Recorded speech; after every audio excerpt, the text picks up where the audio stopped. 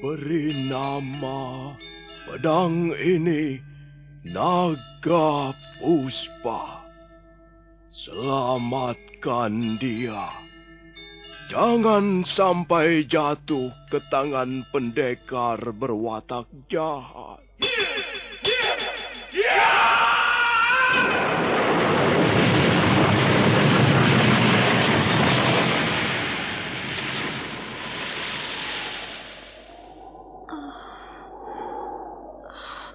Kakang Kamandanu, kau masih juga tidak percaya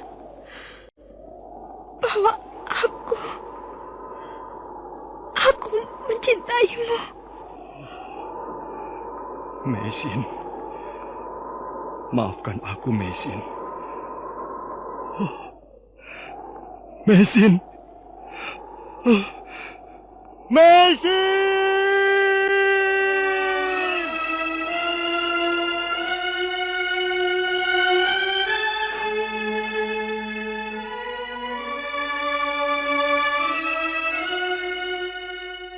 Tutur Tinula.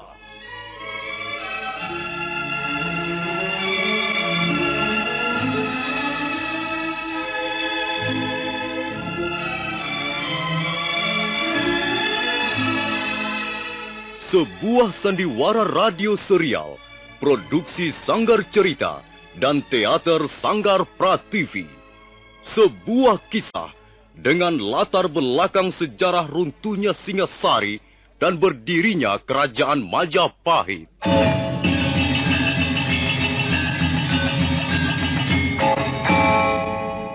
Sandiwara ini didukung oleh pemain-pemain radio yang sudah ternama. Ferry Fadli, Yvonne Rose, dan Eli Ermawati.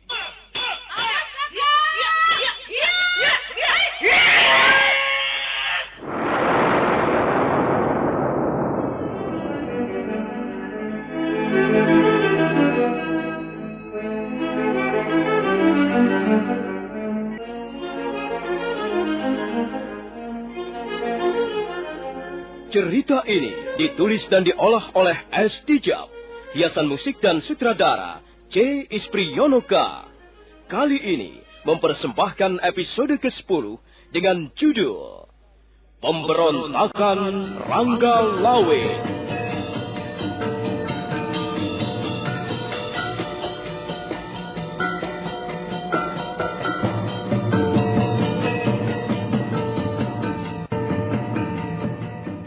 Dalam seri ke-287 ini, didukung oleh para pemain, Herman sebagai Wong Yin, Yanuar sebagai Ratanja, Ferry Fadli sebagai Arya Kamandanu, Yvonne Rose sebagai Sakawuni, Nusri Nurdin sebagai Lembu Sora, Heri Stiono sebagai Diah Sangkrama Wijaya, Dedi sebagai Maulia, Lucy sebagai Dara Petak, Dewi sebagai Dara Jingga, dan Asdi Suhastra pembawa cerita.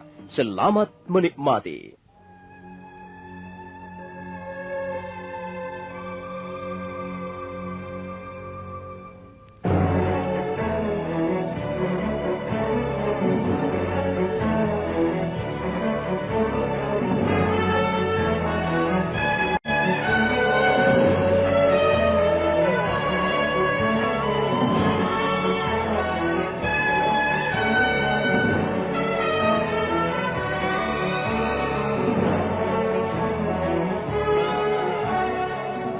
Setelah rambut Meisin dipotong, dikorbankan kepada Dewa Lautan untuk memenuhi persyaratan pembedahan. Maka pagi harinya, Tabib Wong bekerja membedah tubuh Meisin. Dia bekerja sendirian saja di dalam ruangan, sementara Ratanca menunggu di luar pondok. Ujung pisau yang tajam segera mulai bekerja. Ujung itu menoreh daging yang lembut, dan tubuh Meisin di bagian atas terbuka sejengkal panjangnya. Darah segera menghambur keluar, dan Tabib Wong nampak gemetaran.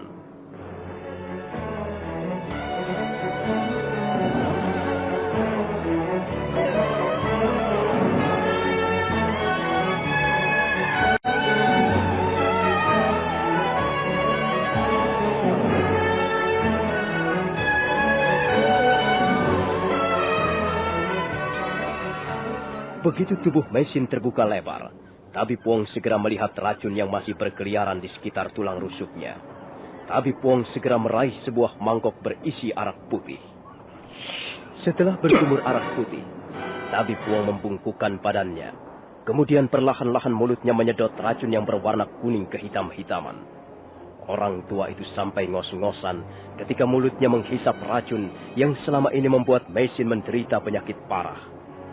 Sedikit demi sedikit racun itu dihisap dan dimuntahkan ke lantai pondok. Berkali-kali Tabi Puong menghisap racun, dan berkali-kali pula dia memuntahkan racun itu ke lantai pondok. Kemudian setelah dirasa cukup bersih, Tabi Puong mengoleskan arak putih ke tulang-tulang rusuk Meisin. Setelah itu, dia menoleh ke arah pintu.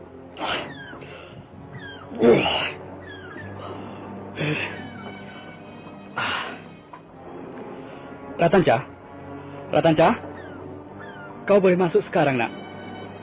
Oh, darahnya banyak sekali, Bapak Wong. Diamlah. Darah itu nanti akan segera mampet. Mana itu ramuan obat-obatan yang kusuruh buat tadi pagi? Ini, Bapak Wong. Sudah saya letakkan di dalam cupu. Mana cepat. Luka-luka itu harus segera ditutup dengan ramuan ini, supaya darahnya tidak terus merembes keluar. Tabi Puong segera meraih cupu, kemudian mengeluarkan ramuan obat-obatan yang sebelumnya sudah dikerjakan oleh Ratanca.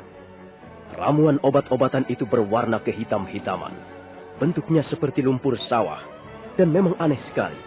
Begitu ramu-ramuan obat-obatan itu diporehkan ke arah luka, tak lama kemudian darah pun berhenti mengalir. Tabi Puong merasa sangat lega, demikian juga Ratanca.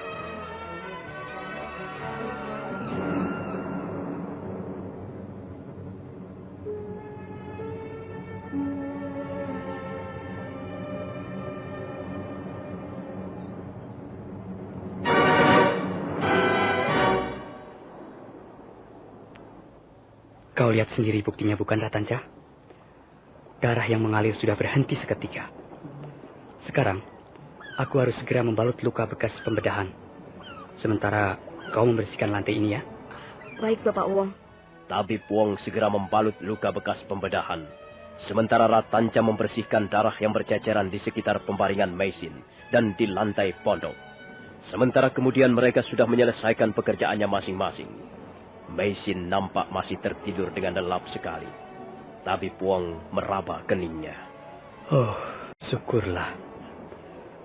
Suhu badannya tidak naik. Tapi kita harus tetap berjaga-jaga, Ratanca. Nanti kau buatkan ramuan obat-obatan untuk mencegah demam. Baik, Bapak Wong. Nanti saja, tidak usah sekarang. Saya kira Nona Meisin belum akan sadar dalam waktu dekat ini. Sekarang duduklah, Ratanca. Baik, Bapak Wong. Nah, kau lihat, Ratanca. Daun seligi putih ini sudah sejak lama kita cari-cari. Kita bahkan sudah berbulan-bulan lamanya meninggalkan pondok hanya untuk mencari 3 jenis daun ini.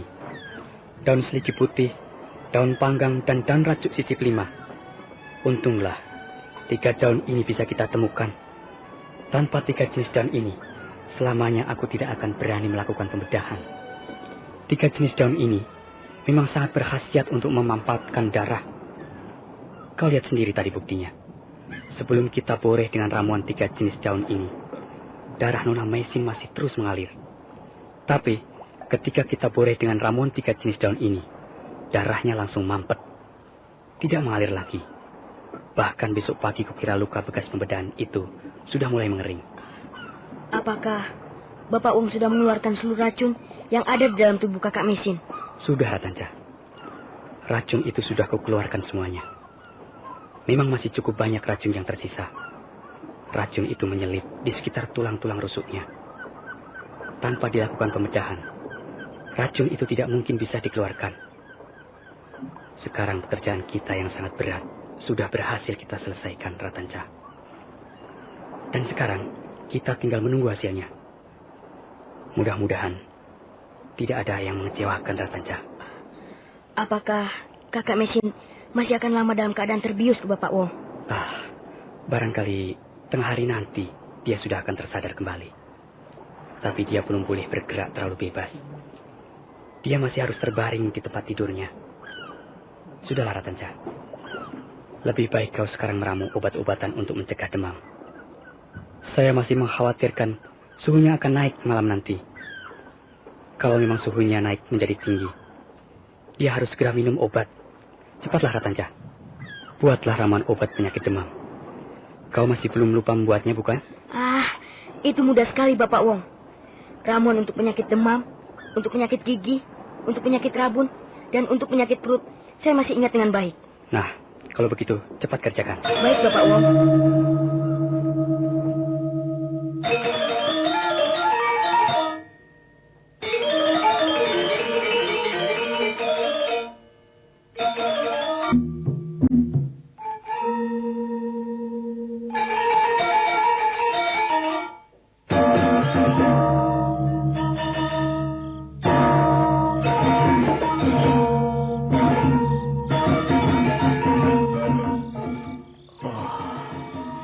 Mesin.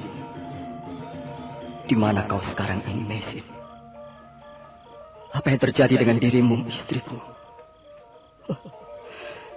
Aku menyesal sekali. Sekarang aku baru merasakan bahwa hidupku sepi tanpa kehadiranmu. Sekarang sudah tidak ada perang lagi. Majapahit sudah berdiri.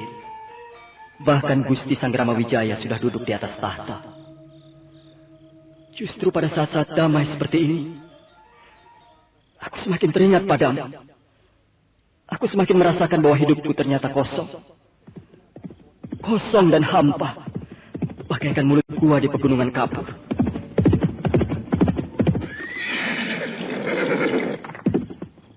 Kamandanu, apa yang kau lakukan di sini? Aku sedang menikmati udara malam Sekawuni. Di rumah rasanya sumpek sekali. Udara malam tidak pantas dinikmati. Kalau kau ingin menikmati udara yang segar, berjalan-jalanlah di pagi hari. Udara malam seringkali menimbulkan penyakit. Ayo Kamandanu, Paman Lembu Sora mencarimu kemana-mana. Ada apa Paman Lembu Sora mencariku, Sekawuni? Wah, rupanya kau sudah tidak tahu perkembangan lagi. Setiap hari pekerjaanmu hanya melamun saja. Menyendiri dan melamun seperti itu tidak baik. Nanti kau bisa kesurupan. Ayolah, temuilah Paman Lembu Sora. Barangkali ada yang akan dibicarakan pada kita. Arya Kamandanu segera bangkit dan berjalan ke arah kudanya. Dan sebentar kemudian, mereka sudah berkuda meninggalkan lereng bukit. Ada apa, Paman? Apakah kau tidak melihat Ranggalawe, Kamandanu? Tidak, Paman. Saya tidak melihat Kakang Ranggalawe. Sakawuni juga tidak melihatnya. Kemana anak itu? Tiba-tiba saja dia pergi. Anak tidak urus. Apakah ada sesuatu yang penting, Paman Lembu Sora? Ada, Nduk. Besok pagi Majapahit akan kedatangan para tamu dari kerajaan Melayu. Barangkali kerajaan Melayu ingin berperang melawan Majapahit. Tidak, Nduk. Saya kira tidak begitu. Para Telik Sandi mengatakan bahwa sekarang ini mereka bermalam di tepian Sungai Berantas. Dan para Telik Sandi juga melaporkan bahwa mereka sama sekali tidak membawa bala tentara. Jadi kita tidak perlu khawatir. Mungkin mereka mempunyai maksud-maksud yang lain. Kalau begitu, kita harus mempersiapkan diri untuk menyambut kehadiran mereka, Paman Lembu Sora. Itulah sebabnya aku mencari Ranggalawe. Tapi karena Ranggalawe tidak ada, maka tugas-tugas untuk mengadakan upacara penyambutan kuserahkan pada kalian berdua. Kalian akan dibantu oleh Rapodang, Rawuridan, Rakemandana, dan Kebo Anabrang. Malam ini juga kalian sudah harus bekerja mengadakan persiapan. Baik, Paman Lembu Sora. Kami akan menjalankan segala perintah dengan sebaik-baiknya.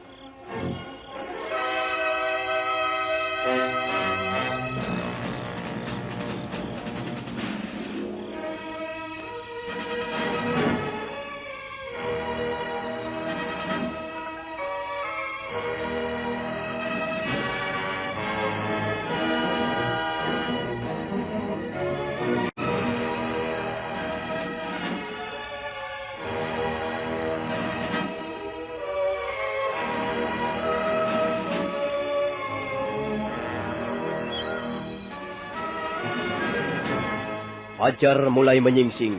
Cahaya matahari yang lembut membelai pucuk-pucuk daun hutan tarik yang masih diselimuti kabut tipis. Memang benar apa yang dikatakan Lembu Sora. Ketika matahari sudah semakin naik, mendadak terdengar rombongan orang-orang berkuda melintasi jalanan menuju istana Majapahit. Mereka terus memacu kudanya di atas jalanan berbatu. Di bagian paling depan nampak prajurit-prajurit berkuda sambil membawa tunggul-tunggul dari kerajaan Tanah Melayu. Sementara itu di depan istana Majapahit, prajurit-prajurit Majapahit berbaris berjajar rapi, mulai dari tangga istana menuju ke pintu gerbang alun-alun. Orang-orang yang ditunjuk menjadi panitia penyambutan tamu kelihatan sibuk. Begitu terdengar derap kuda dari kejauhan yang semakin lama semakin dekat.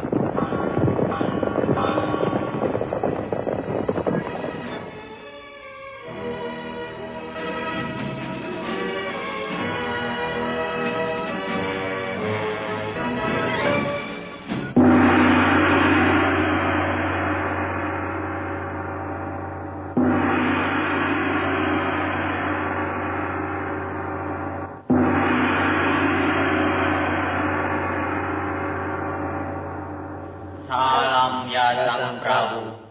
Terimalah salam dan hormat kami ya Sri Baginda junjungan kami. Terima kasih. Terima kasih. Silakan kalian semuanya duduk dengan baik.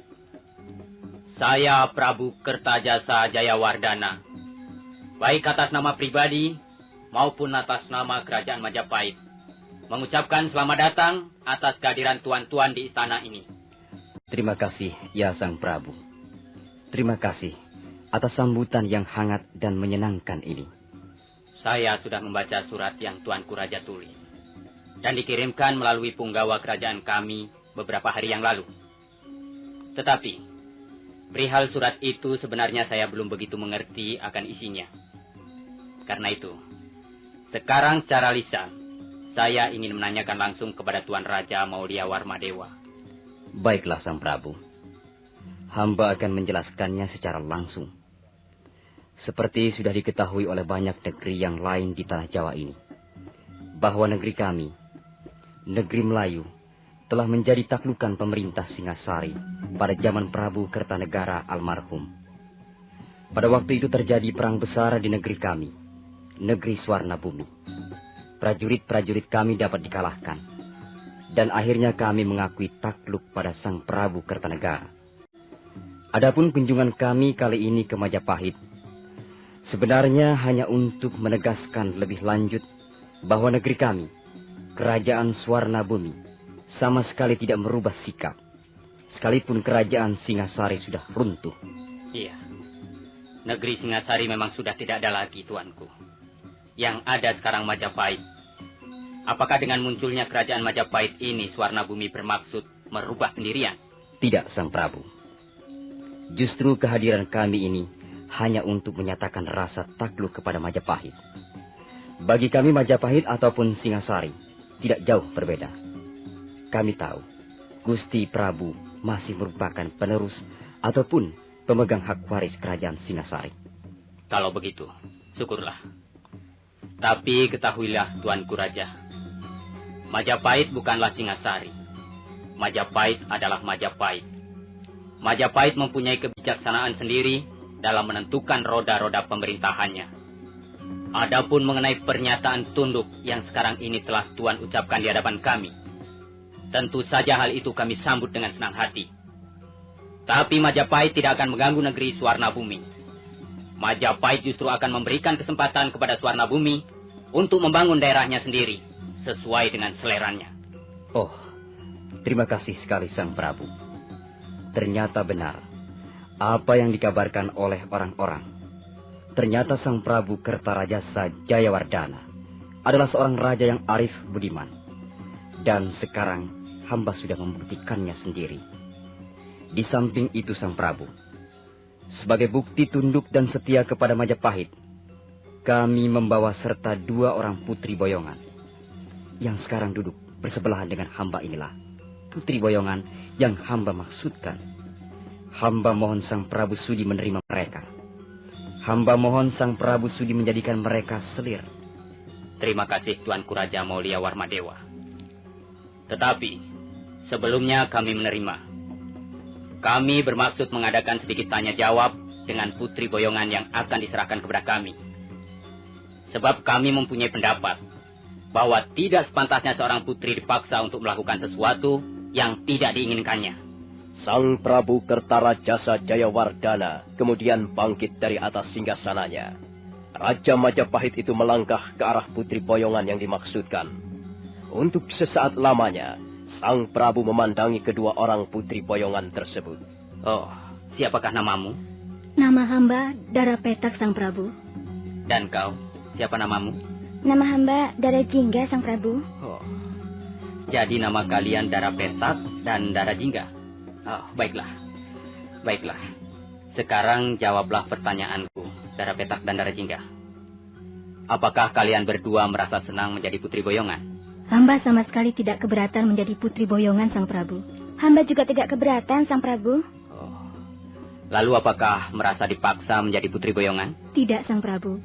Hamba sama sekali tidak dipaksa. Hamba menjadi Putri Boyongan secara sukarela. Demikian juga hamba, Sang Prabu. Hamba sama sekali tidak keberatan menjadi Putri Boyongan.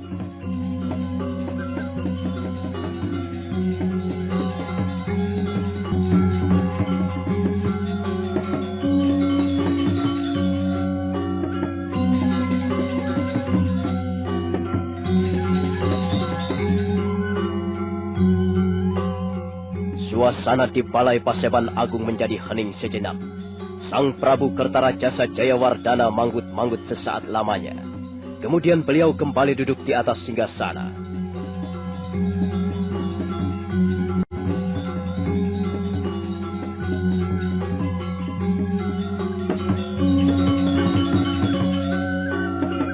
Nah, saudara pendengar, bagaimanakah kisah selanjutnya? Apakah yang akan dilakukan oleh Sang Prabu Kertarajasa Jayawardana terhadap dua Putri Boyongan itu? Silakan menunggu seri berikutnya. Sampai jumpa.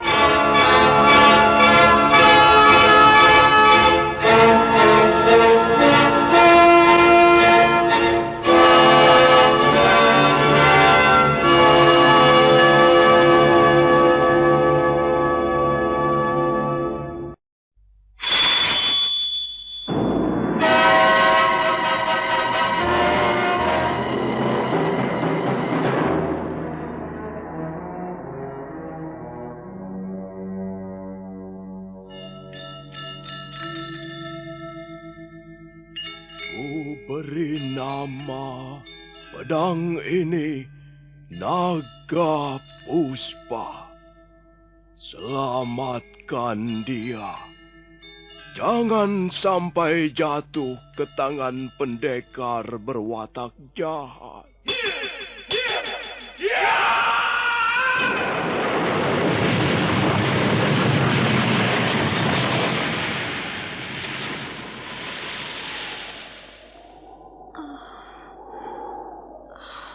Kakang Kamandanu, kau masih juga tidak percaya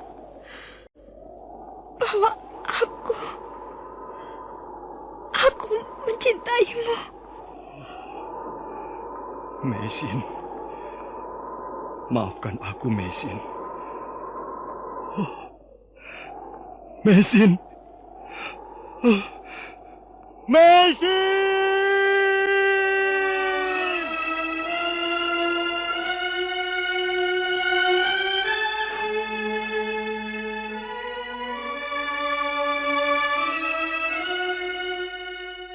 Tutur Tinular.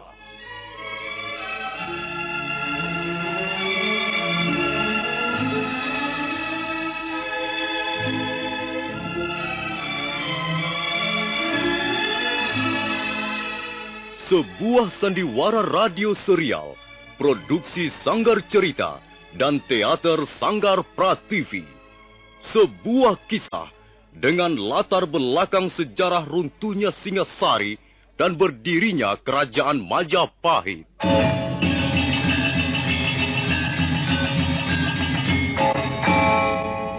Sandiwara ini didukung oleh pemain-pemain radio yang sudah ternama.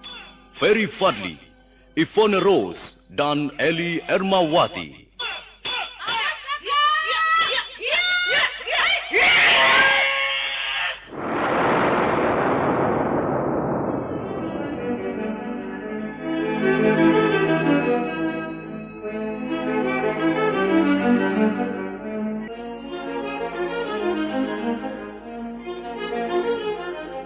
Cerita ini ditulis dan diolah oleh S. Tijab. Hiasan musik dan sutradara C. Ispriyonoka. Kali ini mempersembahkan episode ke-10 dengan judul Pemberontakan Rangga Lawe.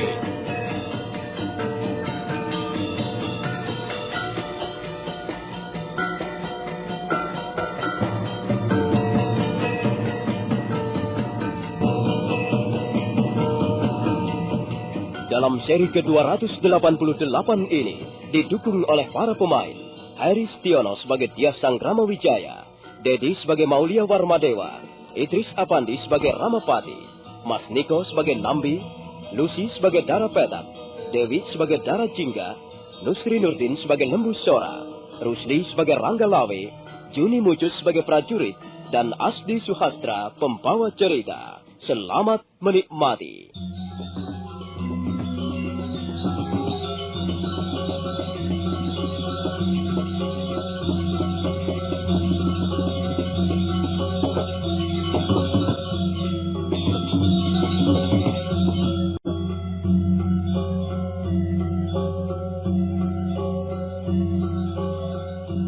Di pagi yang cerah itu, Kerajaan Majapahit kehadiran para tamu agung dari Kerajaan Tanah Melayu.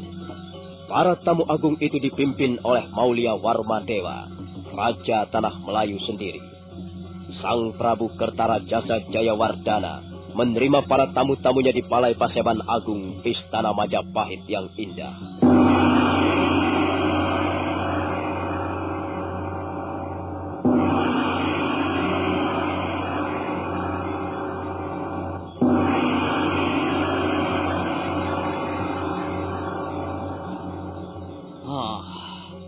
Jadi kehadiran Tuanku Raja berikut para pengiring adalah untuk menegaskan kembali sikap negeri Suwarna Bumi terhadap Majapahit. Benar, Gusti Prabu. Hamba adalah raja dari negeri Tanah Melayu. Hamba datang ke Tanah Melayu ini mewakili rakyat hamba, rakyat Tanah Melayu. Rakyat Tanah Melayu sudah geram menghadapi peperangan karena banyak menimbulkan korban. Sekarang ini kami mengambil kebijaksanaan lain. Kami datang ke Majapahit sama sekali tidak untuk mengungkit kisah lama. Justru kami, rakyat Tanah Melayu, ingin bernaung di bawah panji-panji dan tunggul-tunggul Majapahit. Begitu. Ya. Paman Ramapati, coba aku ingin mendengar pendapatmu. Ya, kalau kerajaan Tanah Melayu ingin menyatakan takluk kepada Majapahit, sebaiknya diterima saja, Gusti Prabu. Sepertinya tidak ada alasan bagi Majapahit untuk menolaknya. Oh, iya. Lalu bagaimana pendapatmu, Paman Nambi? Hamba sependapat dengan Kakang Ramapati, Gusti Prabu. Sebaiknya pernyataan takluk mereka kita terima dengan tangan terbuka. Oh, iya. Baiklah. Baiklah Tuanku Raja Maulia Warmadewa. Majapahit juga tidak ingin membuat permusuhan dengan negeri-negeri lain. Kebijaksanaan pemerintah Majapahit pada dasarnya dilandasi kebijaksanaan cinta perdamaian. Ampun Gusti Prabu. Untuk membuktikan bahwa pernyataan tunduk Kerajaan Tanah Melayu benar-benar tulus, maka hamba ingin menyerahkan 2 orang putri boyongan yang duduk bersebelahan dengan hamba inilah. Putri boyongan yang hamba maksud Gusti Prabu. Oh, Tuanku Raja. Ya. Majapahit bukanlah kerajaan yang senang merampas putri dari negeri lain. Tapi bukan berarti aku menolak pemberianmu ini. Sebelumnya aku ingin sedikit mengadakan tanya jawab dengan 2 orang putri boyongan itu. Silakan Gusti Prabu. Sang Prabu Kertarajasa kemudian bangkit dari singgasananya dan melangkah ke arah 2 orang putri boyongan. Sesaat lamanya Sang Prabu berdiri termangu. 2 orang putri boyongan itu menundukkan wajahnya ke lantai. Yang seorang berkulit putih, sedangkan yang seorang lagi berkulit kecoklat-coklatan. Siapakah namamu? Hamba Dara Petak, Gusti. Dan kau siapa namamu? Nama hamba Dara Jingga, Gusti Prabu. Iya. Apakah kalian berdua rela menjadi putri boyongan? Hamba rela, Gusti Prabu. Hamba sama sekali tidak keberatan diboyong ke negeri Majapahit. Iya, Gusti Prabu. Demikian pula hamba. hamba sama sekali tidak keberatan menjadi putri boyongan. Hamba ingin berbakti pada negeri tanah Melayu, juga kepada tuanku Raja Maulia Warmadewa. Kalau begitu, baiklah. Tuanku Raja Maulia Warmadewa. Iya, Gusti Prabu. Sang Prabu Kertarajasa kemudian kembali melangkah ke singgasana. Setelah duduk di atas singgasana, barulah sang Prabu mengucapkan kata-katanya yang bersejarah. Demikianlah kata-kata itu, seperti yang sudah tercatat dalam sejarah pertumbuhan kerajaan Majapahit, yang berkaitan dengan keluarga besar sang Prabu Kertarajasa Jayawardana. Kang Sawiji, Kinawe Bini Haji dan Ira Raden Wijaya. Artinya, yang satu dijadikan selir oleh Raden Wijaya. Kang Atuha, Aran Dara Jingga, Sira Alaki Dewa. Artinya, yang tua bernama Dara Jingga, dia kawin dengan pembesar kerajaan yang bergelar Maulia Warmadewa. Begitulah Tuanku Raja. Saya tidak bisa menerima dua-duanya. Saya hanya mengambil salah seorang saja. Kemudian yang seorang lagi saya serahkan untuk Tuanku Raja. Baiklah, Gusti Prabu. Hamba sangat mengucapkan terima kasih atas kebijaksanaan Gusti Prabu. Biarlah Dara Jingga ikut kembali bersama hamba ke negeri tanah Melayu. Dan hamba akan mentaati segala titah sang Prabu. Hamba akan memperistri Dara Jingga dan membawanya masuk dalam kalangan kehidupan istana Suwarna Bumi. Syukurlah Tuanku Raja. Jadi persoalan ini sudah kita selesaikan dengan baik. Dara Petak.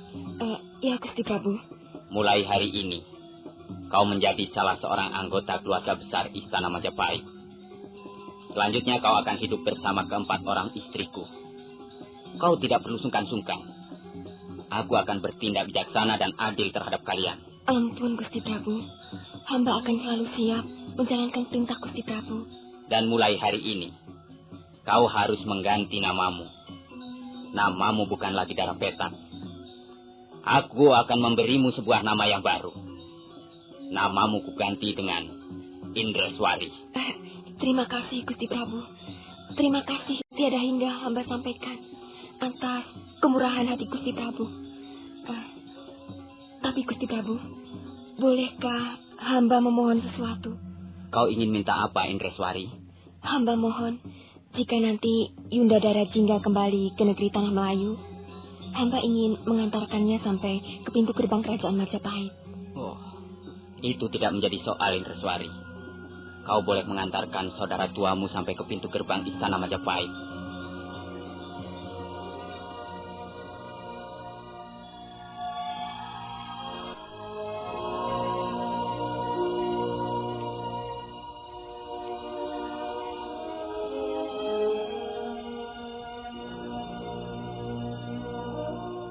Hanya semalam, Sri Paduka Maulia Warmadewa menginap di istana Majapahit. Pagi harinya, raja dari tanah Melayu itu minta diri. Sang Prabu Kertarajasa berikut para punggawa istana mengiringkan sampai ke tangga istana paling bawah. Sementara itu, Dara Petak yang namanya sudah diganti dengan Indreswari mengantarkan sampai ke pintu gerbang istana. Dua orang wanita itu bertangis-tangisan di depan pintu gerbang. Sementara Sri Paduka Maulia Warmadewa menunggu di dalam keretanya. Akhirnya kita harus berpisah, Yunda Dara Jingga. Kapan kita akan kembali bertemu, Yunda? Sudahlah, Dinda Dara Petak. Selama ini kita selalu bersama-sama. Tapi rupanya sekarang kita harus berpisah. Mudah-mudahan saja kau merasa bahagia tinggal di Majapahit. Saya kira Sang Prabu Kertarajasa adalah seorang raja yang arif dan bijak. Saya kira beliau tidak akan mengecewakanmu, Dinda Dara Petak. Ya, begitulah yang saya harapkan, Yunda. Dan saya dari Majapahit ikut mendoakan Yunda, agar Yunda pun memperoleh kebahagiaan di negeri tanah Melayu. Kita saling berdoa saja, Dinda.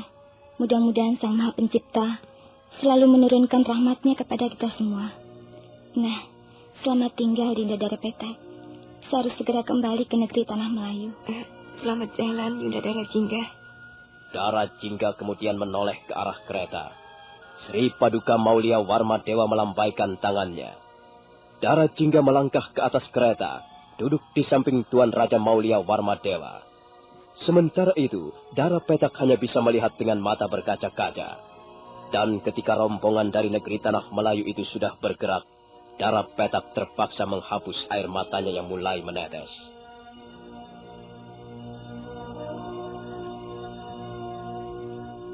Malam itu sangat lengang. Jalan-jalan di Majapahit yang sudah berubah menjadi sebuah kota yang cukup ramai dan padat penduduknya, nampak sunyi. Mendadak terdengar derap seekor kuda. Binatang itu dipaksa untuk berlari kencang oleh penunggangnya. Kuda itu terus berlari kencang bagaikan diuber setan. Sebentar kemudian kuda itu sudah memasuki halaman rumah kediaman Lembu Sora. Si penunggang kuda segera melompat, kemudian melangkah bergegas ke arah pintu.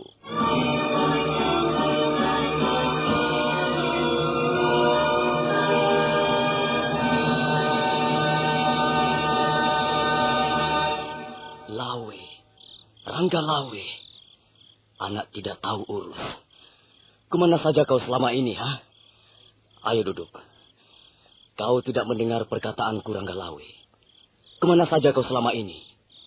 Beberapa kali Gusti Prabu mengadakan persidangan, dan kau tidak juga hadir.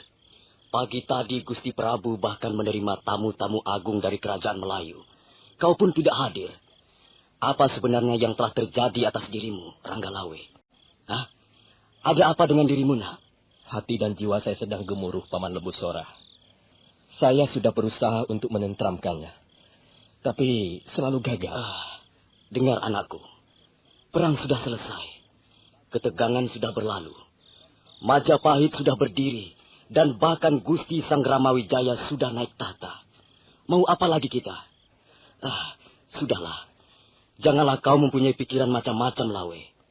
Marilah kita terus mengabdi pada Majapahit dan ikut Amuk Diwibawa bersama Gusti Prabu Kertarajasa. Tidak, Paman Lembu Sora. Tidak. Tidak. Mengapa tidak? Saya tidak bisa ikut. Saya tidak bisa ikut Amuk Diwibawa bersama Gusti Prabu. Bagaimana saya bisa hidup bersenang-senang, bermewah-mewah di istana Majapahit, kalau hati saya selalu dirundung kekecewaan, Paman? Aku tahu, Lawe. Pasti ada hubungannya dengan jabatan Rekrian Mapati. Benar, Paman. Bagaimanapun juga saya tidak bisa menerimanya. Nambi, Paman. Apa yang telah dilakukan Nambi untuk Majapahit?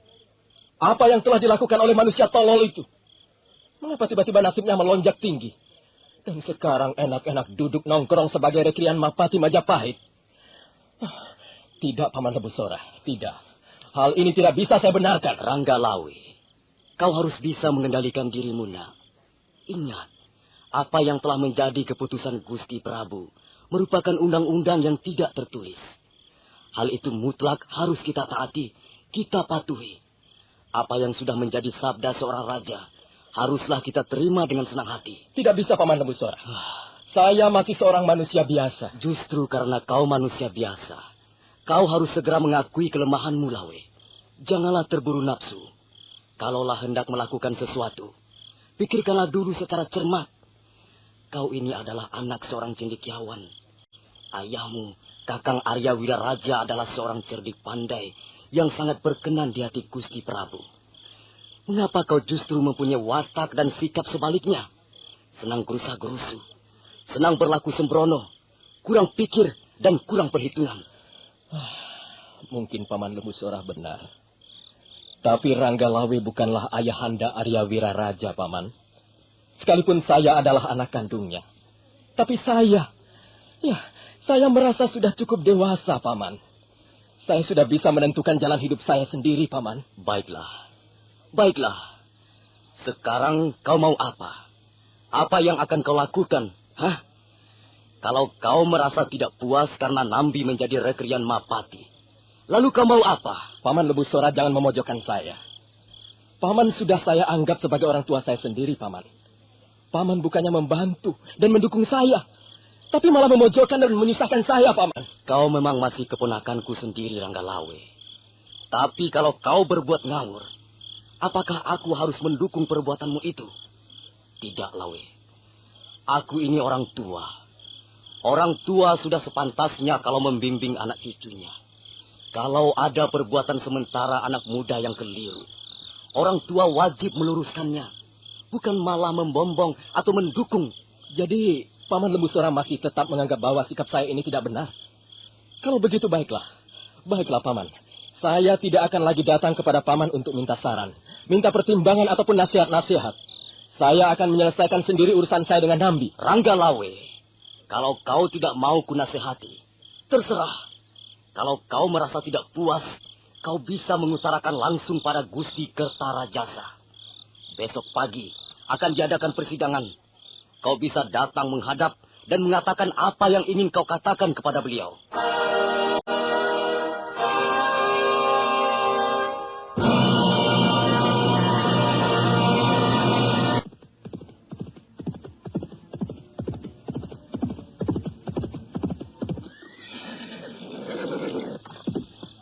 Hei, prajurit, minggir kalian.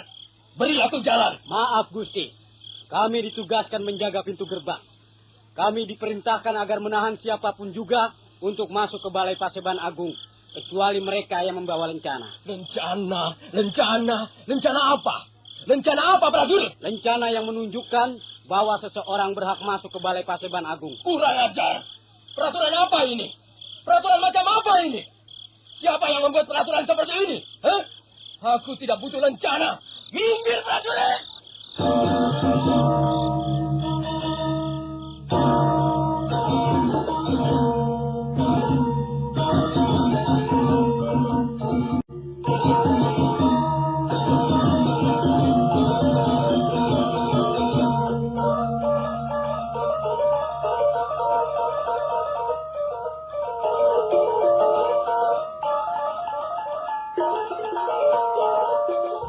Ranggalawe segera bergerak maju. Dua orang prajurit yang bertugas menjaga pintu gerbang serentak mundur. Tapi mereka belum juga mau memberikan jalan kepada Ranggalawe.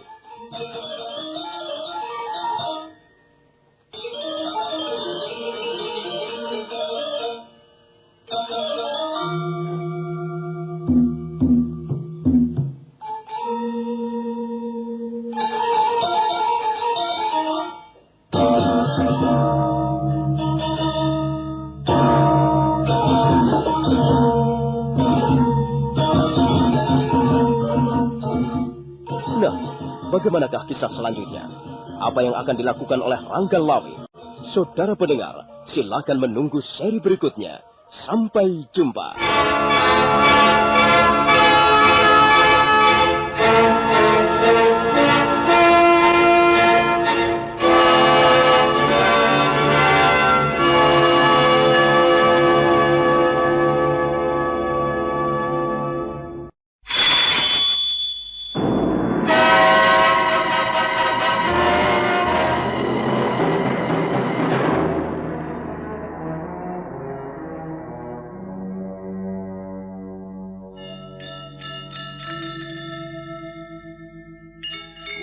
Beri nama pedang ini Naga Puspa.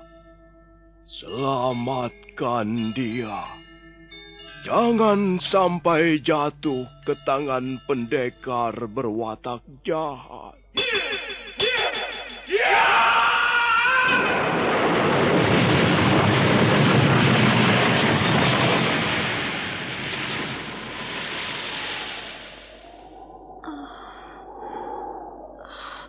Kakang Kamandanu, kau masih juga tidak percaya bahwa aku mencintaimu. Mesin, maafkan aku, Mesin. Mesin. Mesin!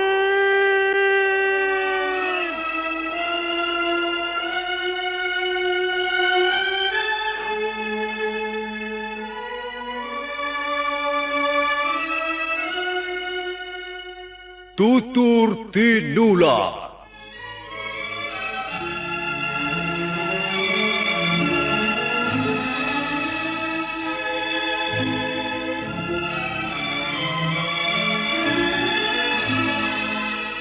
Sebuah sandiwara radio serial, produksi Sanggar Cerita dan Teater Sanggar Prativi.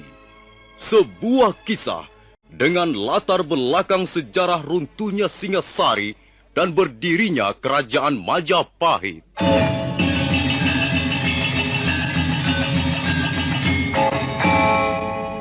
Sandiwara ini didukung oleh pemain-pemain radio yang sudah ternama. Ferry Fadli, Ivone Rose, dan Eli Ermawati.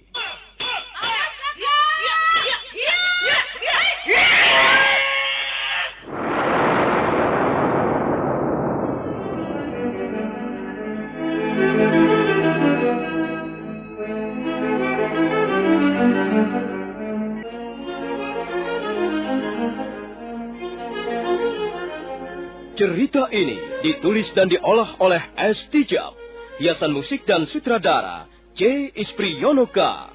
Kali ini mempersembahkan episode ke-10 dengan judul Pemberontakan Rangga Lawe.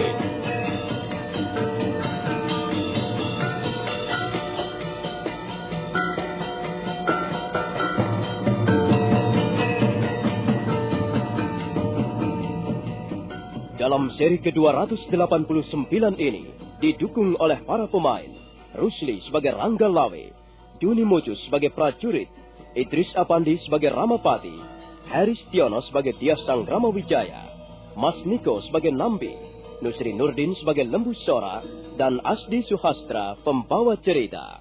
Selamat menikmati.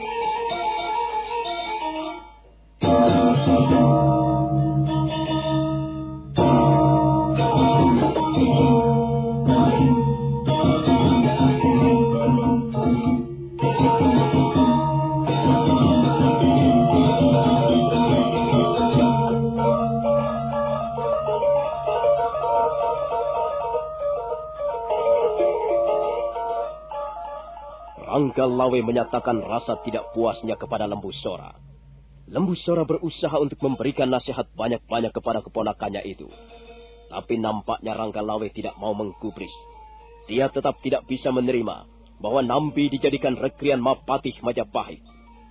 Maka pada pagi harinya, Rangga Lawe bergegas menuju ke Balai Paseban Agung Istana Majapahit. Rangga Lawe merasa sangat geram melihat ada 2 orang prajurit berani menahannya di depan pintu gerbang. Apalagi setelah 2 orang prajurit itu menanyakan tentang lencana. Lencana apa?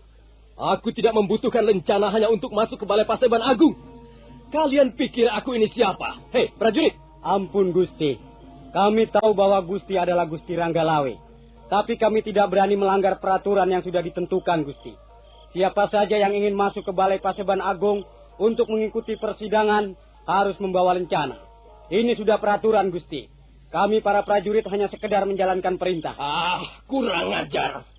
Siapa yang membuat peraturan seperti ini? Kami hanya sekedar menjalankan perintah dari Gusti Sang Ramapati. Kami tidak berani membantah perintahnya, Gusti Rangga Lawe. Keparat! Sapi tua si Ramapati. Macam-macam saja membuat peraturan dia. Hei, prajurit. Cepat kau minggir. Aku akan segera masuk ke Balai Paseban Agung tanpa lencana. Ampun, Gusti Rangga Lawe. Hamba tidak berani melanggar perintah. Minggir, prajurit! Apa telingamu sudah tuli? Aku mau masuk. Minggir kau cepat. Ampun, Gusti. Kalau Gusti tetap memaksakan ingin memasuki Balai Paseban Agung tanpa lencana, hamba terpaksa menghalang-halangi Gusti. Kurang ajar. Berani sekali kau berkata begitu kepada Rangga Lawe. Percuma aku bertahun-tahun menjadi Senopati Agung. Prajurit, kau lihat apa yang berada di dalam genggaman tanganku ini, Ampun, Gusti. Hamba sungguh-sungguh tidak berani melawan perintah atasan. Kalau begitu kau akan menjadi korban keris Megalamat. Hampir saja Rangga Lawe membabatkan kerisnya Megalamat. Pada saat itu, Sang Ramapati berlari-lari menghampirinya.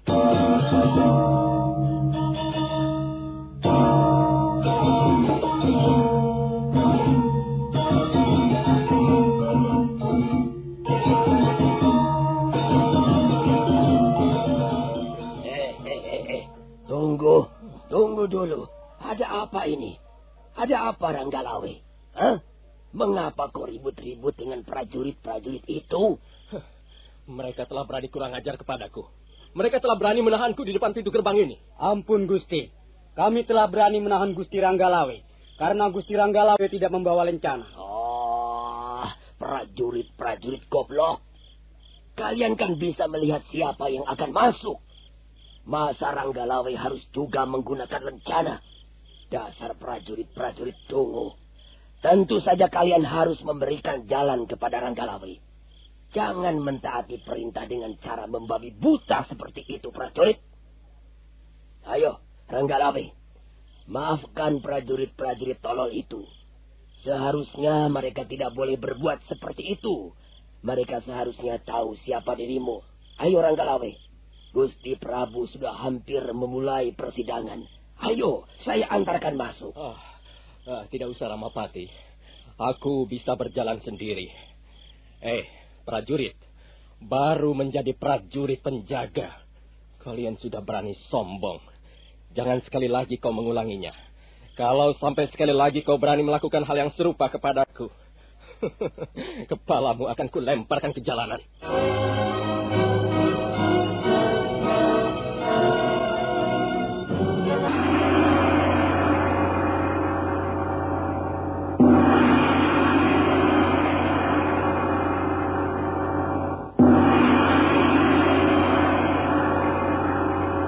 Salam ya Gusti Prabu. Salam sejahtera untukmu selalu. Terima kasih. Terima kasih atas salam hangat yang kalian sampaikan kepadaku. Rupanya kali ini kita berkumpul secara lengkap. Saya lihat Ranggalawe juga ikut hadir. Benar Gusti Prabu. Sekalipun terlambat, nampaknya Ranggalawe kali ini menyempatkan diri untuk hadir. Iya. Sebelum persidangan ini kita mulai, terlebih dulu, saya ingin bertanya kepadamu, Ranggalawe. Selama beberapa kali kita mengadakan persidangan untuk membahas hubungan kita dengan negeri-negeri lain di Pulau Jawa ini, kau tidak pernah hadir. Bahkan, kemarin ketika aku menerima tamu-tamu agung dari Kerajaan Tanah Melayu, kau pun tidak hadir. Kemana saja kau, Ranggalawe? Apakah kau sedang sakit? Ampun, Gusti Prabu. Memang sebenarnya lah, hamba sedang sakit. Kalau kau sedang sakit, kau harus segera mencari seorang tabib, Ranggalawe. Benar, Gusti Prabu. Tidak sepantasnya penyakit itu didiamkan saja. Nanti kalau sampai berlarut-larut, justru bisa membahayakan. Ampun, Gusti Prabu. Memang benar bahwa jika seseorang menderita sakit, harus segera mencari seorang tabib. Tapi nampaknya sakit hamba kali ini tidak mudah diobati. Karena sakit hamba bukan sembarang sakit. Ampun Gusti Prabu. Sebenarnya lah sekarang ini hamba sedang mengalami sakit hati. Apa maksudmu, Ranggalawe? Kau mengatakan bahwa sekarang ini kau sedang sakit hati. Benar Gusti Prabu. Sebenarnya lah, sekarang ini hamba sedang mengalami kekecewaan. Apa yang membuatmu kecewa, Ranggalawe? Katakanlah segera. Benar, Ranggalawe. Katakanlah apa yang telah membuatmu kecewa. Gusti Prabu pasti akan segera bisa memberikan obatnya. Ampun, Gusti Prabu. Mohon beribu-ribu ampun. Kalau sampai kata-kata hamba ini nanti akan menyinggung perasaan hadirin sekalian. Tapi memang sebenarnya lah, hamba datang ke Balai Paseban Agung ini hanya untuk menumpahkan segala kekecewaan dan juga unek-unek hamba. Iya. Sepertinya kau sedang mengalami rasa tidak puas, Ranggalawe. Benarkah demikian? Benar, Gusti Prabu. Hamba memang tidak puas. Apa yang membuatmu tidak puas, Ranggalawe? Ampun, Gusti Prabu. Mohon beribu-ribu ampun. Hamba ingin bertanya kepada Gusti Prabu Kertarajasa Jayawardana. Dan pertanyaan ini nanti juga hamba lemparkan kepada para hadirin sekalian. Sampai saat sekarang ini, hamba masih belum mengerti. Hamba masih belum bisa menerima sepenuhnya. Ampun Gusti Prabu. Hamba yakin, hamba percaya bahwa Gusti Prabu adalah seorang raja yang bijak dan adil.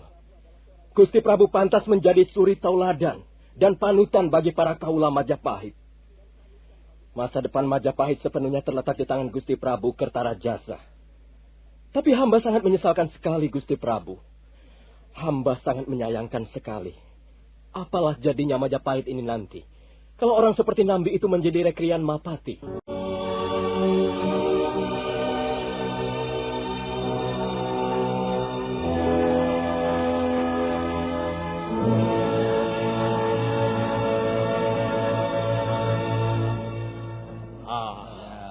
Jadi kau merasa tidak puas karena Paman Nambi ku angkat menjadi rekrian Mapati.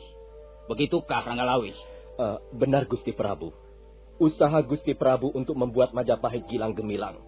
Majapahit menjadi negeri yang rahayu, aman dan sentosa. Pasti akan gagal selama yang menjadi pati adalah Nambi. Ampun, Gusti Prabu. Perkenankanlah hamba menanggapi apa yang baru saja dikatakan Ronggolawe. Ronggolawe, apa dasarmu tidak setuju Adi Nambi menjadi rekrian Mapati? Ampun, Gusti Prabu.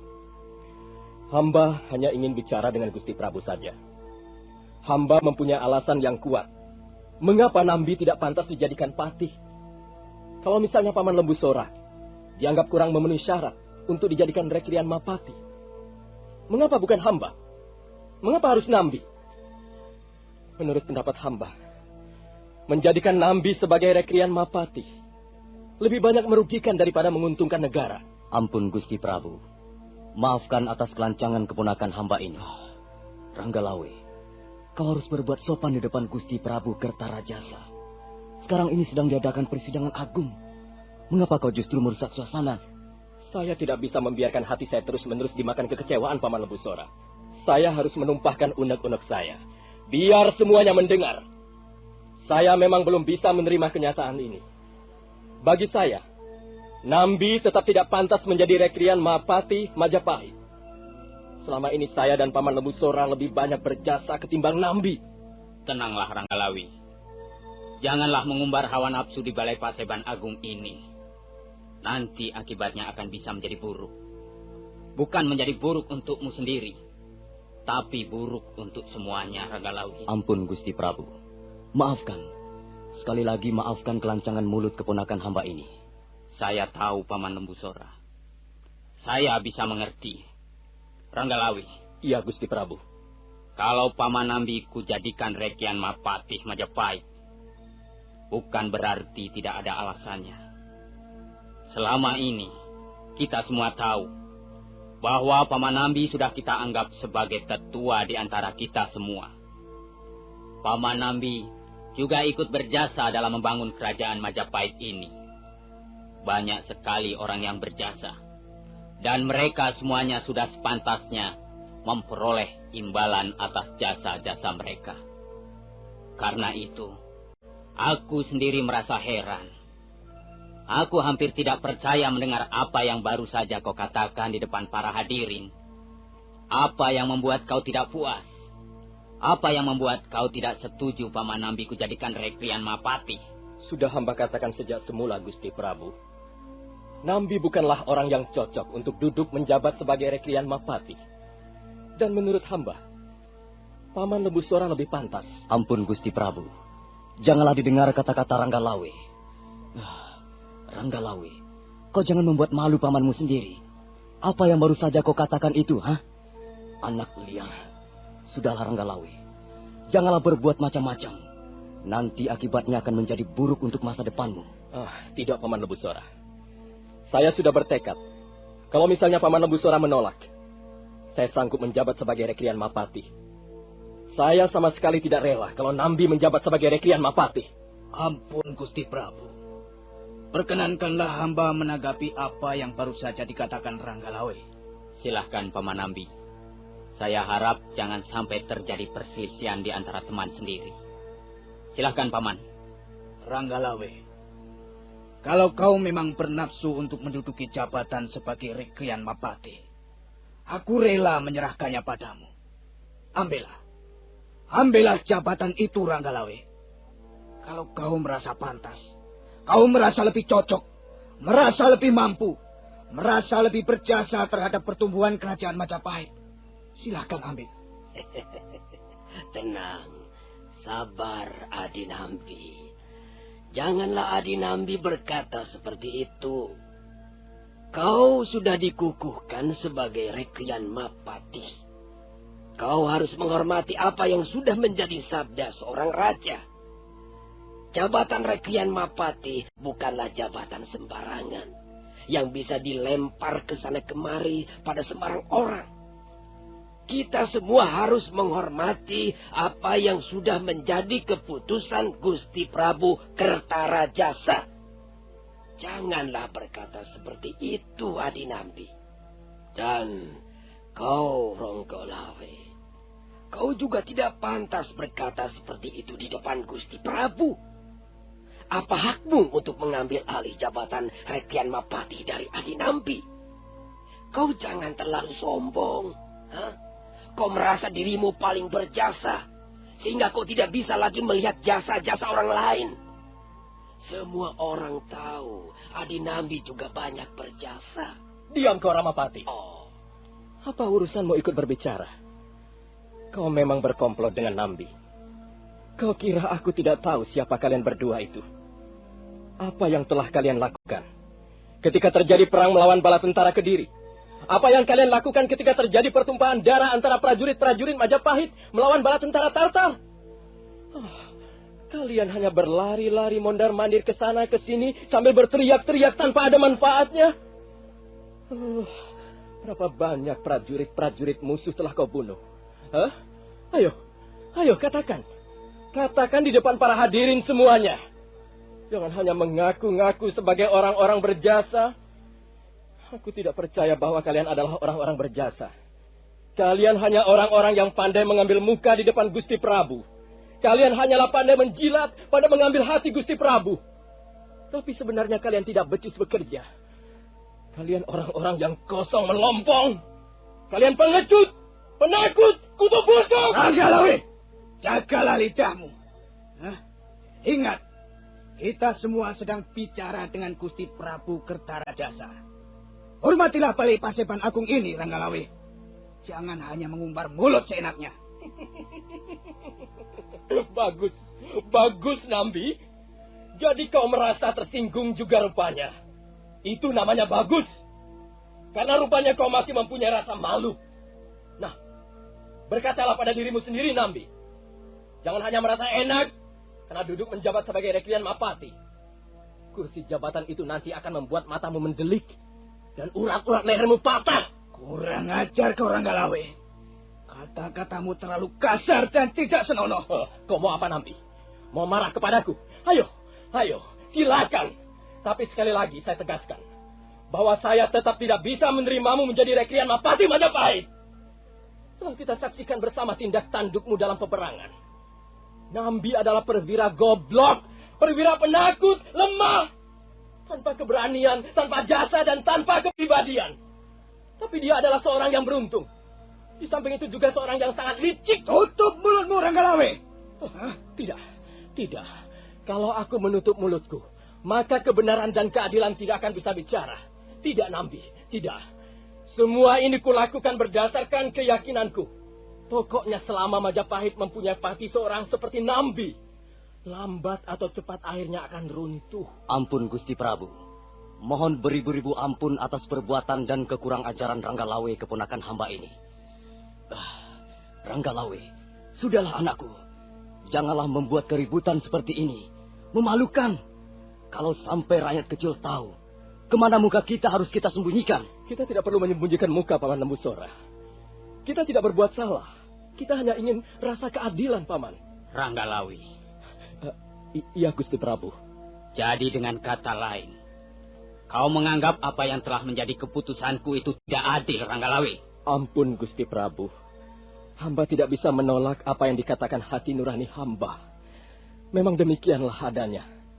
Kalau Nambi tetap menjadi Reklian Mapati, hamba menganggap bahwa Gusti Prabu telah berbuat tidak adil.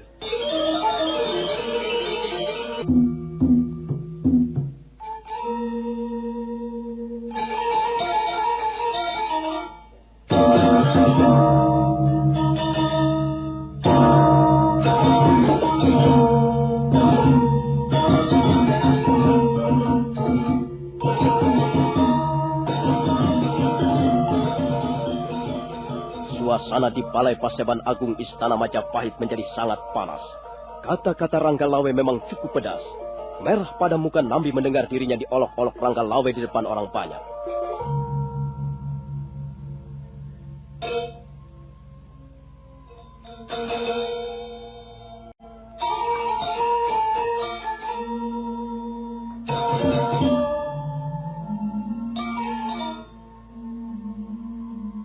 Nah, saudara pendengar, bagaimanakah kisah selanjutnya? Apa yang akan terjadi di Balai Paseban Agung Majapahit? Silakan menunggu seri berikutnya. Sampai jumpa.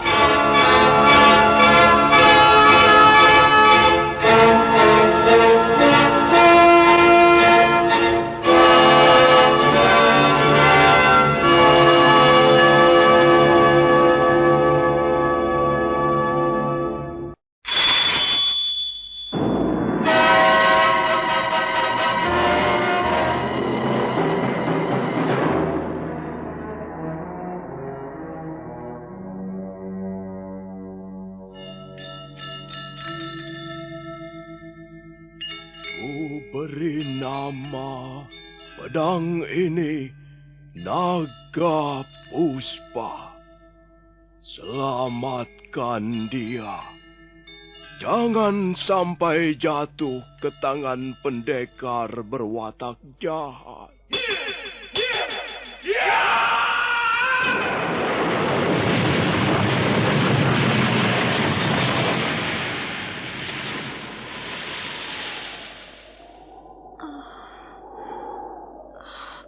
Kakang Kamandanu, kau masih juga tidak percaya bahwa aku mencintaimu. Mesin, maafkan aku, Mesin. Mesin. Mesin!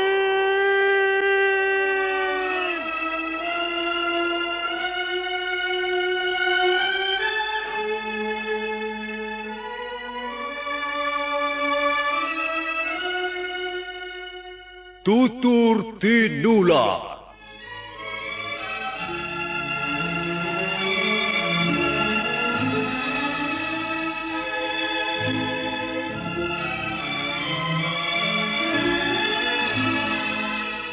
Sebuah sandiwara radio serial, produksi Sanggar Cerita dan teater Sanggar Prativi. Sebuah kisah dengan latar belakang sejarah runtuhnya Singasari dan berdirinya Kerajaan Majapahit.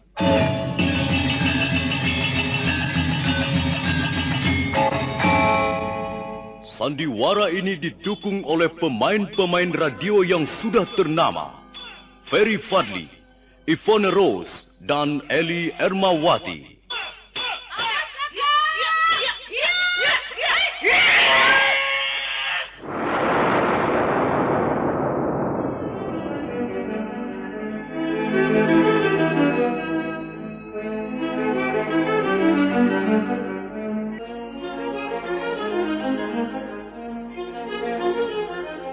Cerita ini ditulis dan diolah oleh S. Tijab.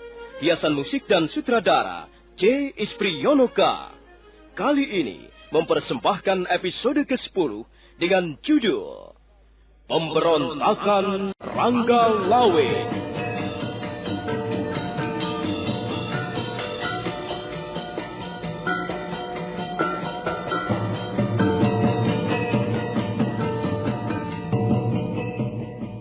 Dalam seri ke-290 ini didukung oleh para pemain Heri Stiono sebagai Diah Sanggrama Wijaya, Rusli sebagai Ranggalawe, Mas Niko sebagai Nambi, Andi Rishadi sebagai Dharma Jaksa Brahma Raja, Nusri Nurdin sebagai Lembu Sora, Wenda Lubis sebagai Kebo Anabrang, Ferry Fadli sebagai Arya Kamandanu, dan Asdi Suhastra pembawa cerita. Selamat menikmati.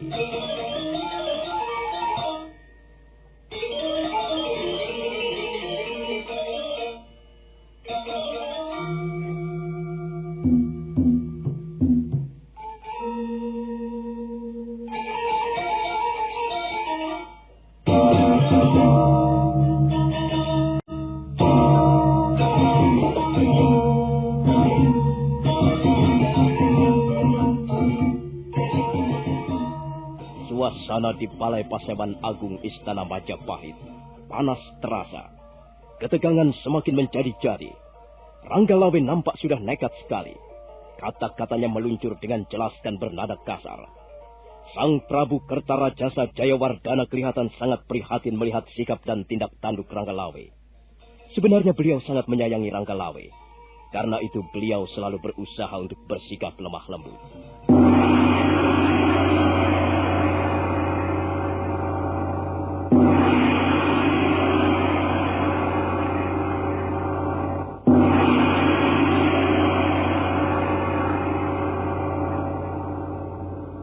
Ranggalawe. Iya, Gusti Prabu. Baru saja kau mengatakan bahwa kau ingin meluruskan ketidakadilan. Kalau begitu, kau menganggap bahwa apa yang telah menjadi keputusanku itu tidak adil. Benar, Gusti Prabu. Selama Gusti Prabu masih menganggap Nambi pantas duduk menjabat sebagai Reklian Mahapati, maka hamba tetap mengatakan bahwa hal itu tidak adil, Gusti Prabu. Nambi bukanlah orang yang tepat untuk menduduki jabatan itu, Gusti Prabu. Nambi adalah seorang perwira yang tidak becus bekerja. Tangannya selalu bersih dari darah musuh. Segala kelakuan dan tindak tanduknya hanya demi menguntungkan dirinya sendiri saja. Ampun, Gusti Prabu. Sesungguhnya Nambi bukanlah orang yang berjasa untuk Majapahit. Ampun, Gusti Prabu. Sebenarnya hamba sudah tidak dapat lagi menahan hati hamba. Hamba sudah tidak sabar lagi. Tapi mengingat kita semua harus menghormati Balai Paseban Agung ini, maka hamba terpaksa menahan diri. Ampun, Gusti Prabu. Apa yang baru saja dikatakan Ranggalawe sungguh-sungguh sudah membuat geger suasana ini. Tapi Gusti Prabu, sebaiknya kita mintakan pendapat kepada Reklian Darmajaksa Brahmaraja. Semenjak tadi hamba lihat beliau diam saja. Barangkali beliau mempunyai pendapat atau saran-saran, sehingga suasana panas ini dapat berubah kembali menjadi dingin dan tenang. Baiklah, Paman Nambi. Reklian Darmajaksa Brahmaraja. Iya, Gusti Prabu. Reklian Darmajaksa Brahmaraja adalah salah seorang ahli kerohanian. Kami yakin Bapak mempunyai pandangan yang luas. Kami yakin Bapak mempunyai wawasan yang luas. Sekarang ini, teman-teman kami sedang berselisih paham. Kami mohon Bapak Darmajaksa sudi memberikan pengarahan ataupun nasihat-nasihat. Ampun, Gusti Prabu. Perkenankanlah hamba berbicara dengan Ranggalawe. Karena rupanya perselisihan pendapat ini bermula dari apa yang telah menjadi unek-unek Ranggalawe. Silahkan Paman Darmajaksa Brahmaraja. Anakku Ranggalawe. Iya, Bapak Darmajaksa. Sepanjang ingatanku, Ranggalawe adalah seorang satria. Bahkan Ranggalawe terkenal sebagai satria yang berbudi luhur, murah hati, dan bijaksana. Seorang satria baru bisa disebut satria kalau dia dapat memberikan dharma seorang satria. Sebaliknya, seorang satria yang tidak mampu memberikan dharma satria, dalam waktu yang singkat, dia akan berubah menjadi seorang denawa atau buta. Nah, kau tahu bukan Ranggalawe, apa itu denawa atau buta? Denawa atau buta juga bisa disebut raksasa. Raksasa itu adalah seorang manusia yang bertubuh besar. Besar tubuhnya, besar nafsunya, tapi sangatlah sempit penalarannya. Nah, itulah sebabnya seorang raksasa perbuatannya selalu ngawur. Tata krama dia tidak tahu. Apa saja diterjang. Pagar ayu dirusak. Kalau berjalan nubras-nubras seperti halnya babi hutan. Nah, saya yakin Ranggalawe tidaklah seperti itu. Ranggalawe adalah seorang satria berbudi luhur. Karena itu dia pasti bisa menggunakan akal pikirannya secara baik. Nah, apa yang diributkan ini tadi sebenarnya hanyalah soal jabatan. Kau merasa tidak puas karena Nambi dijadikan patih. Lalu kau berontak, tidak terima. Dan kau lalu menumpahkan unek-unekmu di depan Gusti Prabu Kertarajasa Jayawardana. Ya, barangkali apa yang kau katakan ini benar, Ranggalawe. Walaupun aku yakin tidak seluruhnya benar. Sebab harus kau ingat, Seorang satria sejati tidak akan membiarkan dirinya larut dalam keserakahan dan kesombongan. Dia tidak akan mau berebut rejeki ataupun berebut pangkat. Seorang satria adalah seorang manusia yang menjadi kekeh. Karena itu Ranggalawe, janganlah hanya mengumbar hawa nafsumu. Ingatlah, kita ini hanyalah seorang kawula. Kita mempunyai junjungan. Kita mempunyai raja. Kita mempunyai pemimpin. Kita tidak bisa bertindak atas dasar kemauan dan keinginan kita sendiri-sendiri. Apa jadinya jalan pemerintahan Majapahit kalau para tokohnya berbuat sekehendak hatinya sendiri-sendiri?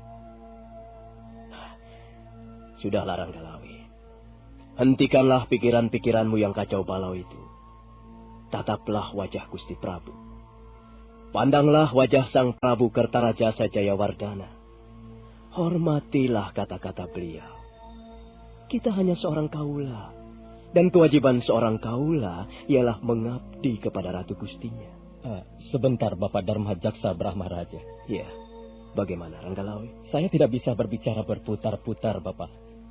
Marilah kita bicarakan secara terang-terangan dan belak-belakan saja.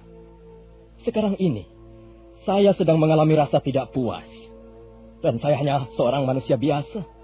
Sekalipun Bapak Dharma Jaksa Brahmaraja mengatakan bahwa saya adalah seorang satria. Bukankah seorang satria adalah juga manusia biasa? Benar. Benar. Seorang satria pun seorang manusia biasa. Tapi sudah kukatakan bahwa seorang satria adalah seorang manusia kekasih para dewa. Segala tindakannya pastilah mencerminkan kebijaksanaan, keadilan, dan kearifan. Saya tidak bisa menerima pendapat seperti itu, Bapak Dharma Jaksa Brahmaraja. Saya mempunyai alasan mengapa saya tidak bisa menerimanya. Bagi saya seorang satria justru harus berani berbuat jujur kepada dirinya sendiri. Seorang satria tidak boleh menutup bau-bauan yang tidak sedap aromanya.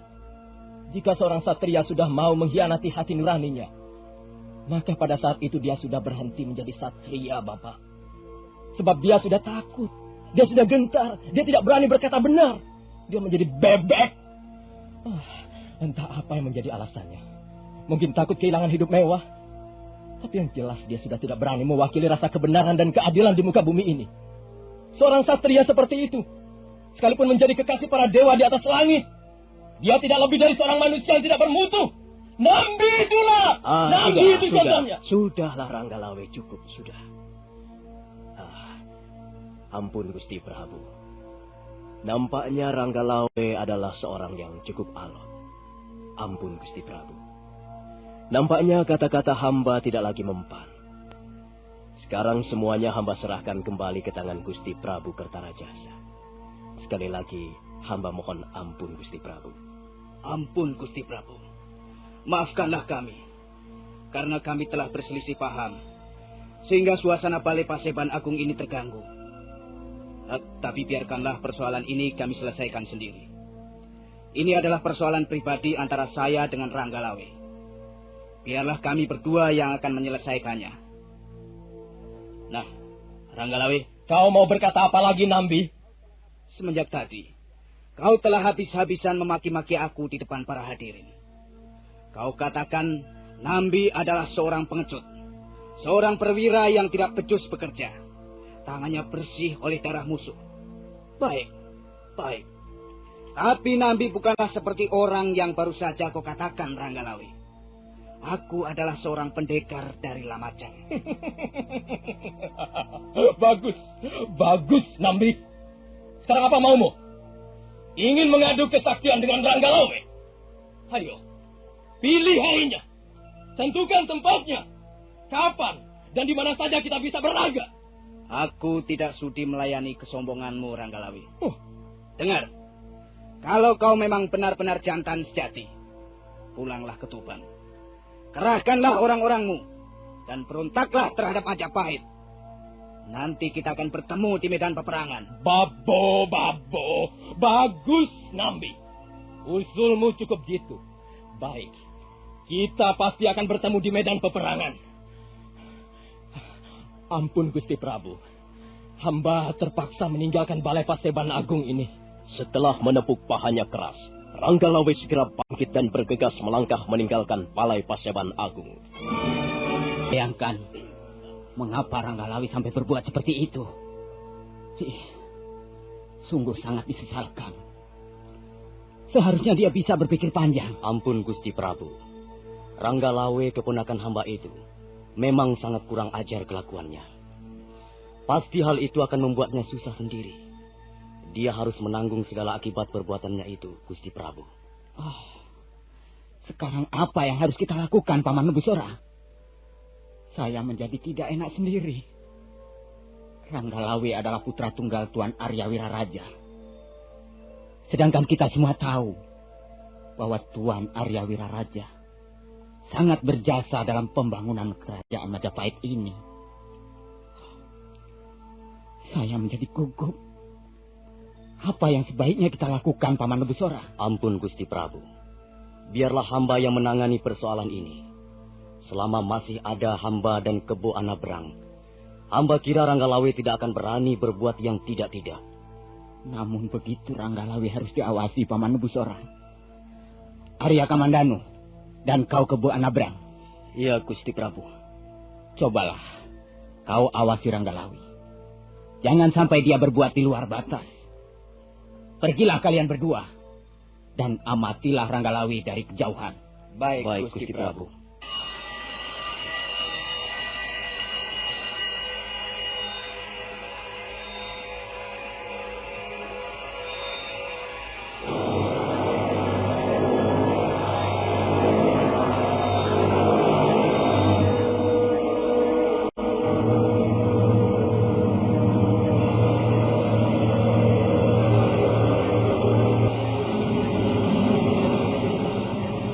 Sementara itu, Ranggalawe terus bergegas meninggalkan Balai Paseban Agung. Dia melangkah ke arah samping istana, menuju ke Taman Sari. Ranggalawe nampak sangat marah dan geram. Wajahnya merah padam, bibirnya bergetar menahan hawa amarah. Mendadak dia melompat, tangannya meraih sebuah pot kembang. Apa artinya semua ini? Tak ada gunanya aku bercokol di Majapahit. Rupanya tidak ada yang sudi mendukung pendapat-pendapatku. Semuanya seperti bebek. Semuanya mencela perbuatanku.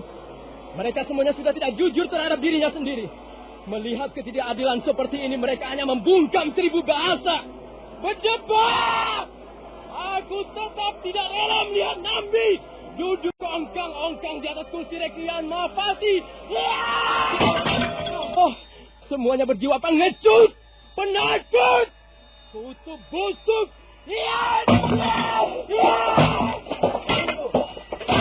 Ranggalawe.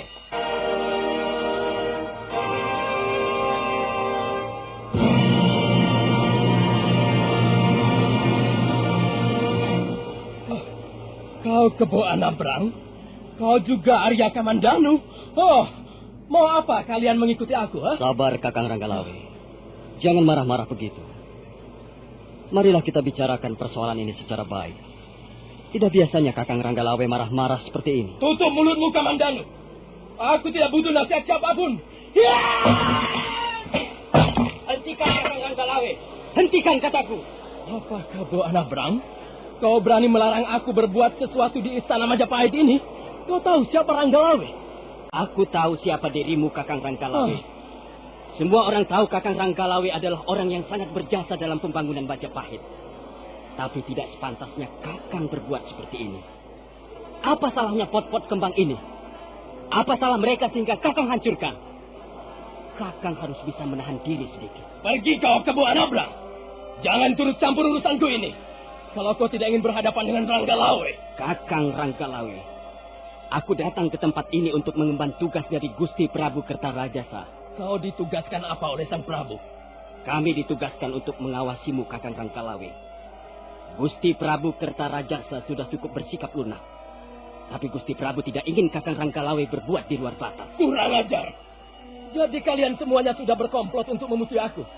Hah? Oh, kalian semuanya adalah tikus-tikus kecurut. Orang-orang tidak berpendirian. Kalian pikir aku takut? Iya! Kakang Ranggalawe, kalau Kakang masih juga berbuat seenaknya, Kalau Kakang masih juga mengacak-acak isi taman ini, aku terpaksa melakukan jalan kekerasan. Oh. Kau berani menentang aku, Kebo Anabrang? Kau anak kemarin sore berani menentang Ranggalawe? Apa yang kau andalkan? Hei, Kebo Anabrang! Aku bukan anak kemarin sore, Kakang Ranggalawe.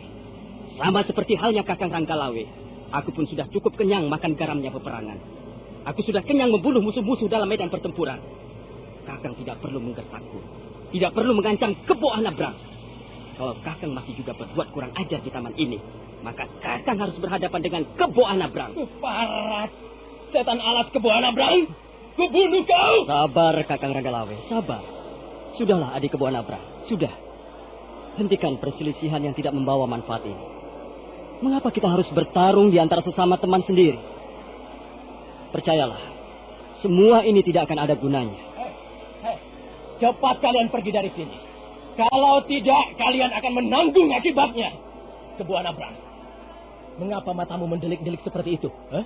Oh, kau benar-benar ingin bertarung melawan Ranggalawe? Ranggalawe, bukan hanya kau yang bisa membentak-bentak orang. Aku pun bisa berkata-kata kasar padamu. Tutup mulutmu. Hei, Kebo Anabrang. Dan cepatlah minggat dari tempat ini. Jangan ganggu aku. Tidak. Sejengkal pun aku tidak akan beranjak dari tempat ini. Aku mengemban tugas dari seorang raja. Kau sudah dianggap sebagai seorang perusuh istana Majapahit. Sepak terjangmu harus diawasi. Aku tidak akan membiarkan kau menghancurkan isi taman ini. Bukan isi taman ini yang sekarang akan aku hancurkan. Tapi kepalamu. Kepalamu, Kebo Anabrang. Ya!